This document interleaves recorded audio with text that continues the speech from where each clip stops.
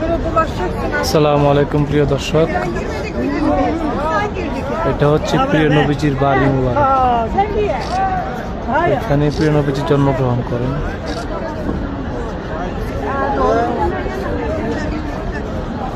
মাশাআল্লাহ, এখানে এটাকে বর্তমানে লাইব্রেরি হিসেবে রেখেছে।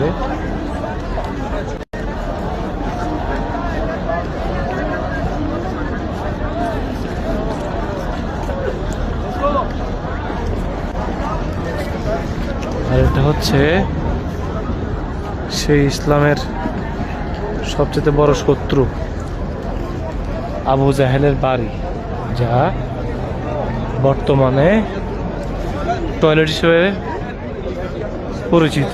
9 নম্বর টয়লেট বা 9 নম্বর হাম্মাম, এটা হচ্ছে আবু জাহেলের বাড়ি।